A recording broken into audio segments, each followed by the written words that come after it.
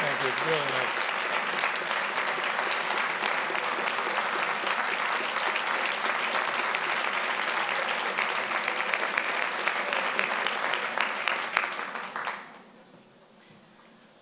Thank you for that. Thank you for that kind introduction. Thank you for your applause for the FBI, who are people who spend all day, every day, worrying about protecting the people you're worried about protecting as well. I last spoke to you, it was spring of 2014, and I was 7 months into this job. It seems like a lifetime ago. I was, I think, taller then. When I spoke to you 3 years ago, I sang your praises. I sang your praises and highlighted the way you fight for inclusivity and diversity, highlighted the way you fight for equality and justice. And I did that because at the time I described yours as an organization that works with us to fight hate crime and terrorism, to educate law enforcement, to build bonds of trust with important communities all over the country. I labeled that speech 3 years ago a love letter to the ADL. 3 years later, I can say from the perspective of the FBI, we are still in love with you.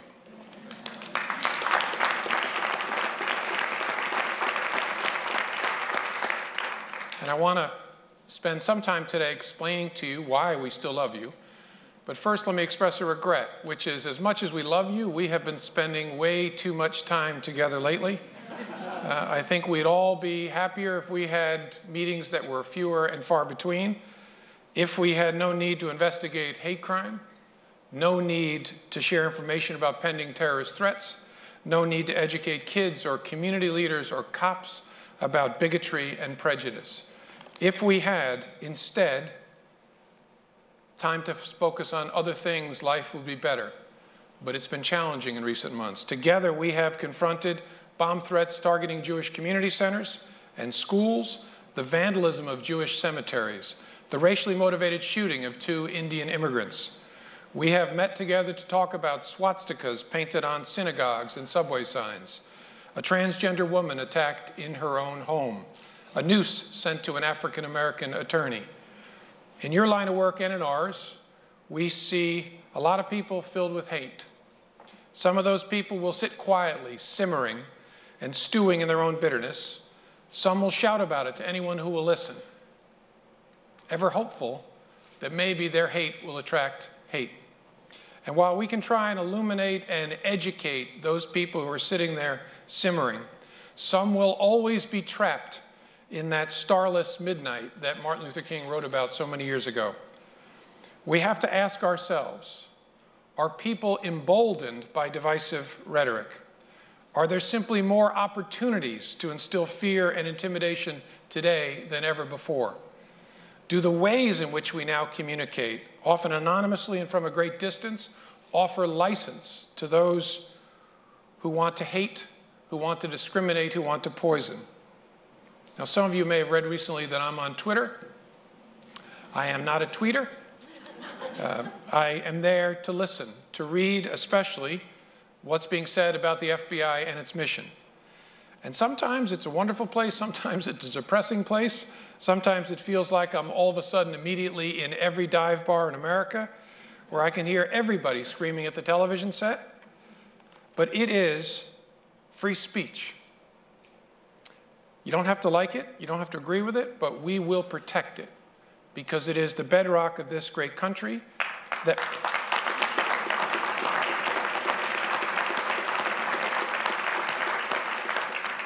we can believe and say what we want, no matter how distasteful or how disruptive. That is a vital right in this amazing country of ours. But there are others more worrisome to everyone in this room. Those are the ones who stop talking about who they hate and what they hate so much and start acting on that hate. You know all too well that in a heartbeat, words can turn to violence because hate doesn't remain static too often. An opinion, a dislike, a prejudice sometimes foments, sometimes it festers, and it can grow into something far more dangerous. Sometimes, too often, hate becomes hate crime. So we have to do everything in our power to stop those people who move from stewing to acting, who move from just hating to hurting. wherever they are, whoever they are, no matter whether they occupy positions of authority or they're private citizens. Of course, we have to do everything we can to educate, to talk to people about diversity and the strength that comes from our differences. But we also have to do everything we can to bring those who act on hatred to justice. Hate crime is different from other crime. It strikes at the heart of one's identity. It strikes at our sense of self. It strikes at our sense of belonging. And the end result is loss. Loss of trust, loss of dignity, and too often, loss of life. Hate crime hurts more than just the victim. It harms the entire community. Because an attack on one of us, because of who we are, or what we believe, or what we look like, is an attack on all of us. And we each must accept responsibility to speak up and to stop it.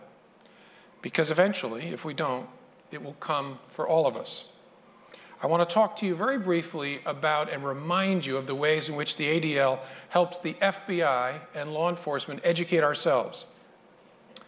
I believe the Holocaust is the most significant event in human history. And I mean significant in two different ways. It's of course significant because it was the most horrific display of inhumanity imaginable, one that simply defies words and that I believe challenges meaning. How could such a thing happen? How is that consistent in any way with the concept of a loving God? How could there be meaning in life when so many lives were snuffed out in such a way? I asked those same questions standing in the pit at Ground Zero in early 2002. I asked those same questions studying the history of slavery in America. I have asked those questions many times as I have confronted unimaginable loss and suffering. And standing here today, I know I am in good company in asking those questions. The answer for me is, I don't know. We don't know. But we do know this, that it is our duty, our obligation, to make sure some good comes from unimaginable bad. Not to somehow make it worth it, that's nonsense. Not to justify the loss, but simply because it's what we must do as those left behind. It is our duty, regardless of race or religion or ideology. It is our obligation to refuse to let darkness win. It is our obligation not to let evil hold the field. There are so many ways to fight that darkness. This room is full of them. This room is full of people who have devoted their lives to making sure that evil doesn't hold the field. I also believe the Holocaust was the most significant event in history for a second reason, which is because although it was a display of inhumanity that defies words, I believe it was also the most horrific display of our humanity imaginable, a display of our true capacity for evil and moral surrender. And that second significance, the demonstration of humanity, is the reason we require every FBI agent and every analyst in training to come to the Holocaust Museum. Because we want them to learn about abuse of power on a breathtaking scale. But we want them to confront something more painful and more frightening. We want them to see humanity. We want them to look into humanity's mirror and see what we are capable of. We want them to see that although the slaughter of the Holocaust was led by sick and evil people, those sick and evil leaders were joined by and followed by people who loved their families, who took soup to sick neighbors, who went to church, who gave to charity. Good people. I said something similar about this at a Holocaust Museum dinner not long ago, and I spoke about individual countries, which created enormous distraction, because although what I said was true, my point was about human beings, not individual countries. Good people help murder millions. And that's the most frightening lesson of all, that our very humanity is capable of convincing itself that we have to do this, it's the right thing to do. And that should frighten all of us. That's why we send our agents and our analysts to the Holocaust Museum, so they can stare at us and realize our capacity for rationalization and moral surrender. We want them to walk out of that great museum treasuring the constraint and oversight of divided government, the restriction of the rule of law, and the binding of a free and vibrant press. It's also the reason why we now require that every new agent and analyst also study the FBI's interactions with Dr. Martin Luther King, and as part of that curriculum, visit the King Memorial. I'm the 7th director of the FBI, as you heard, and I sit at the same desk, I think, that all the prior directors have used, and it has glass on it so that I don't ruin it. And on the right corner of that desk, under the glass, I keep a single sheet of paper. It's a memo from October of 1963 from Director Hoover to the Attorney General Robert F. Kennedy. And it's a memo from Director Hoover on behalf of the FBI asking for permission to bug and wiretap Martin Luther King. It's 5 sentences long, and it's utterly without factual content. It simply asserts, quote, there's a communist influence in the racial situation, close quote. There's no date limitation, there's no geographic limitation, there's no technique limitation.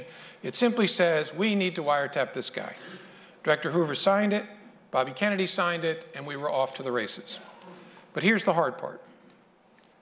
I'm not telling this story, and I don't keep that document there as a criticism to pick on Hoover or Kennedy. I have no doubt that both of those men believed they were doing the right thing. They were certain that their cause was just and certain that their facts were right. And in the absence of constraint and oversight, there was no one to tell them otherwise. I keep that piece of paper in that spot to remind me of what we in the FBI are responsible for and what we as humans are capable of, and why it is vital that power be overseen and constrained, including my power and that of the FBI.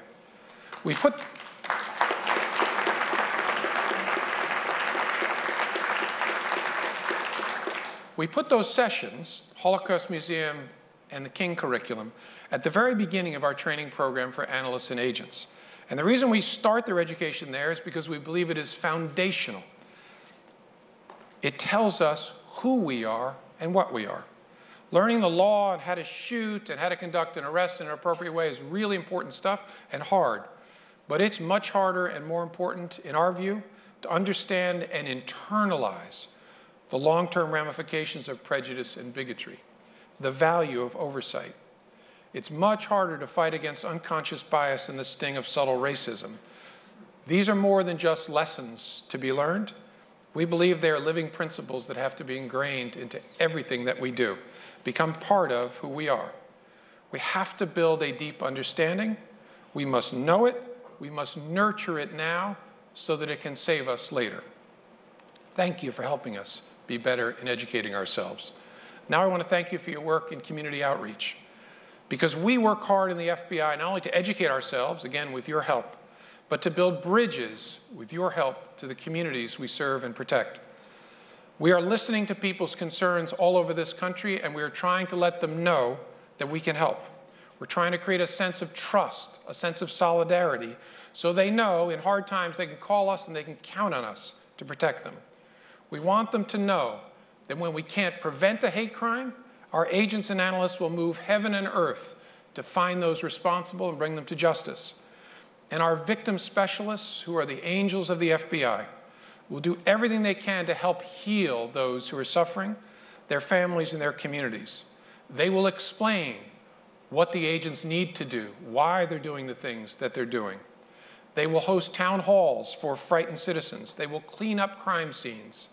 And if you have never seen the painstaking work that goes into restoring the items, the clothing, the furniture, the rooms of loved ones so they don't see the stain of that crime, it's an extraordinary thing. They will plan funerals. They will find counseling. They will wipe away tears. I call them the angels of the FBI because they carry this tremendous weight that they lift from the victims onto themselves. They do it for people who are living their own worst nightmare. We are not just law enforcement. We are part of the community. We are in this together. We understand that some of the communities that we work in don't fully trust law enforcement. They may not believe that we in law enforcement have their best interests at heart. And that's something painful, but that we in law enforcement have to confront. It's something we need to understand deep down and work to change. Everybody in this room knows that officers and deputies and agents signed up for this work because they want to do good for other people. They want to help other people, no matter what they look like, no matter what they believe, no matter who they love. They signed up to help all the people all the time. But we have to do a better job of not just explaining that to the communities we serve and protect. We need to do a better job of understanding those communities, especially those with the greatest need for police. We need to know the people who live there, the challenges they confront, the fears that they have, the hopes that they have. As law enforcement officers, we especially need a full understanding of the history and journey of Black America, the hopes, the dreams, the disappointments, and the pain. We need to know the history of law enforcement's interaction with Black America because Black people cannot forget it. We need to know what's happening in all our communities, not what we think is happening, or even what the people we're serving think is happening, but what is really happening.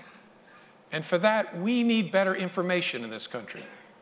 Now, I know data is a boring word. People tend to tune out when you start talking about data, but it's vital because only data, only information gives us a full picture of what's happening. It's what smart people use to make hard decisions. We at the FBI have been pressing for more data in this country for the last 2 years, and we're going to keep pressing for it.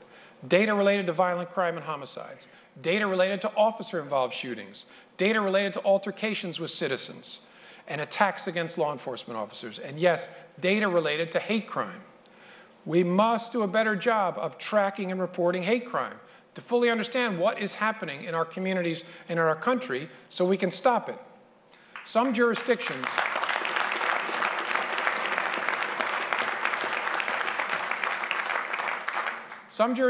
do not report hate crime data. Some say there were no hate crimes in their jurisdiction, which would be awesome if it were true. We must continue to impress upon our state and local counterparts how important it is that we track and report hate crime data. It's not something we can ignore, even though it's painful. It's not something we can sweep under the rug, even though it's painful. And lastly, we need to know and believe in good policing in this country. We need to live it, because up close, respectful, firm, fair, lawful, transparent law enforcement is what has always worked best in every neighborhood in this country. And to take one example, African Americans, like all Americans, know that good policing like that is the path to prosperity and to safety. We have to stand together, law enforcement, advocates like the ADL, community groups, and people from all walks of life understand what we need and insist upon it. And as part of that, we have to work to understand and recognize ourselves in one another. I sometimes think maybe the reason we struggle as a nation is because we've come to see only what the other represents at face value, instead of who that person really is. Who are they really? I've long believed that it's hard to hate up close. It is hard to hate someone when you know their story. It's long past time that we started learning each other's stories. I was in Orlando last June in the wake of the Pulse nightclub attack. And I wanted to go down there just to meet privately with the first responders without any media, just to thank them for what they had done. And we met in a big church. And I spoke very briefly just to express the FBI's gratitude. Then I said, look, I'd love to take questions. And a hand went up, and a man in uniform stood up. And he said, my name is Menachem Green, and I'm Jewish, which confused me, but he went on. He said, I'm Jewish. He said, I was there that night. I ran towards the sound of gunfire, and next to me was a Muslim officer. He said, I'm quoting him, he said, we were Jew and Muslim and Christian. We were white and black and Latino and Asian. We were rushing towards danger to help people we didn't know, to help people we didn't know what they looked like, we didn't know what they believed, he said. We didn't know anything except they were people who needed us. And then he said very quietly, I wanted you to know that. And then he finished by saying, I think the American people should know that. And then he sat down. And there were more questions, and after it finished, an officer came up to me and sheepishly said, I'm the Muslim guy, that was a true story. And I said to that officer, and I said to Menachem Green, I said, I'm going to tell that story all over this country, because I do know it, but I think the American people need to know that story. We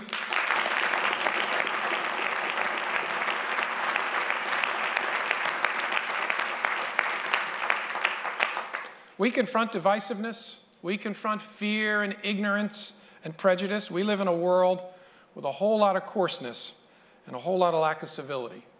And as a society, we have to do better. Police officers of different faiths, from different backgrounds, running towards danger to help strangers, that makes us better. Muslim activists who raised over $100,000 to repair Jewish headstones vandalized in St. Louis and Philadelphia, that makes us better.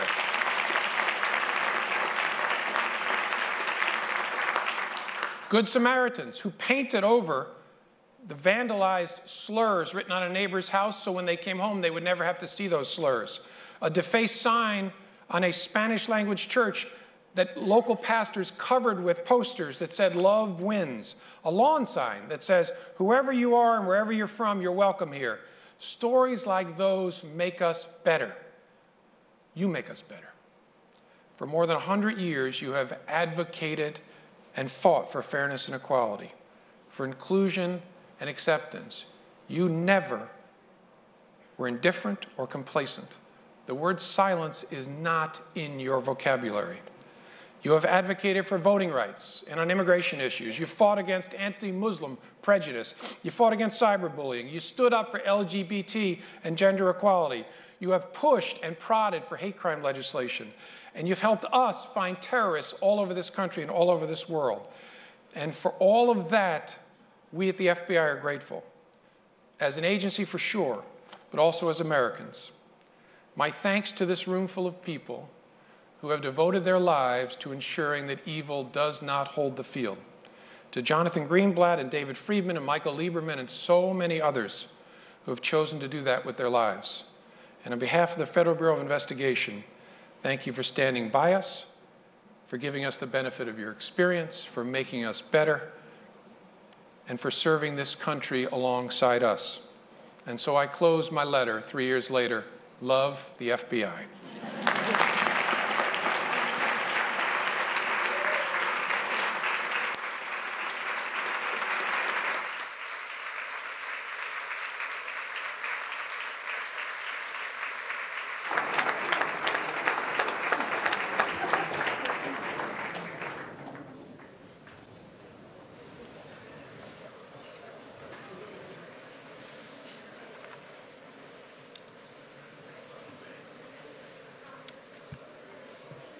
Thank you, Director Comey.